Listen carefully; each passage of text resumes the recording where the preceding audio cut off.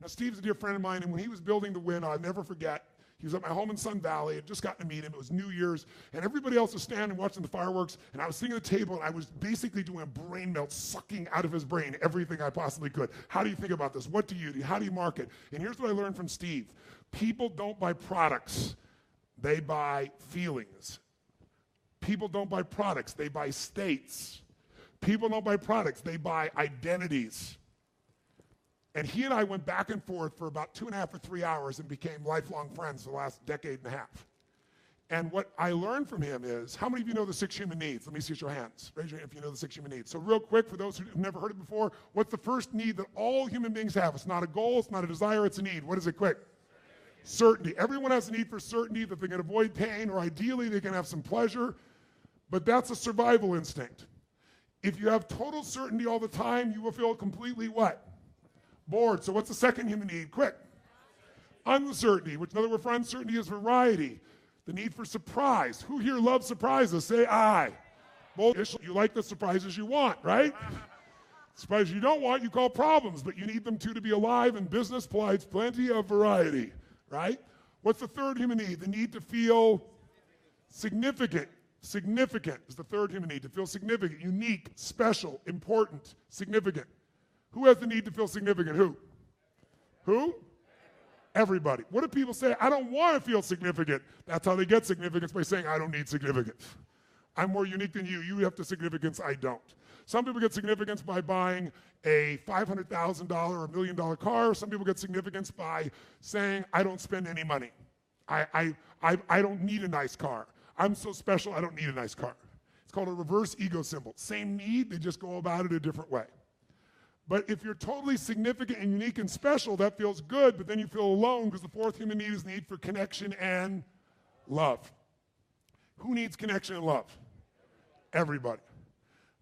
And by the way, those first needs everybody gets. Certainty, uncertainty, or variety, significance. Even if you have to make up stories about yourself, you'll find a way to feel significant, right?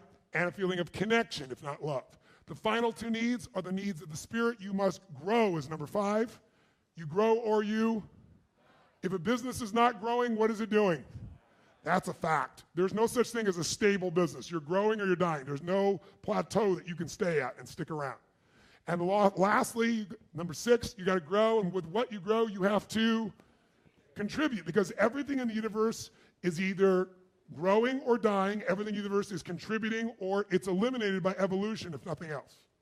We're made for that. Now, having said that, when I was with Steve that night, I explained these 6 needs, and as I'm explaining them, he grabs me physically by the shoulder. He goes, that one, that one. And I just said significance. He goes, that's where I've made all of my money in my entire life. He said, people will pay disproportionately to feel significant than for any other need. He said, people will spend more money. People want love, but they think they'll get love if they're significant, or at least they'll get laid if they're significant. He said, so I built the most expensive hotels in the world, and I charge more than anybody else. And even when Las Vegas in 2008 went through its drawdown, Steve kept his prices high. Why?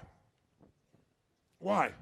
He wanted to still be the most special place. He came to this seminar, sat in the front row, and there's almost nothing that makes me uncomfortable, but I'm like, what am I going to teach him? But he sat in this event, at lunch, took me to lunch, and he goes, this is the most viable session I've been in the last 10 years. I know what I'm going to do. This is in 2008. He said, here's what I'm going to do.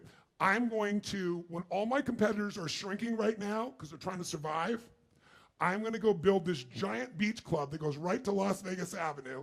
I'm going to build this new entrance. I'm going to up my services. He said, I'm going to do what you teach. What is the fundamental success to becoming wealthy? It's only one thing.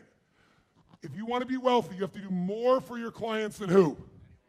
Than anyone else. You have to add more what? That is the entire secret to wealth in business. If you want it in one sentence, it's simple. Do more for others than anyone else is doing, add more value, and you will own them and you will own the marketplace. He goes, you know what I'm going to do, Tony? When everybody else is shrinking, I'm going to add more value. So all the high-end people are going to see I'm doing more, and they're going to come to me, and this down period is going to be the most important period of my entire career. Because when the economy comes back and those guys start giving services, I already own these people. They're not going to leave me. I'm their home. You got to ask yourself, what do I do to add more value? And many of you think adding more value means cutting your prices or doing something of that nature. Sometimes adding value is raising your price. It's crazy. Raising your price can increase your sales if it's the right piece. Now, if you raise your price and do more, no question that could be the right thing in some cases. Some of you, your market is the cheapest price. Maybe it's time to change that business model, because unless you're Walmart or Amazon or somebody that can do things at massive volume and lose money and sustain it, you might need a thing called a margin. If you're going to be successful in business, you want a high margin. High margins come from high human needs being met.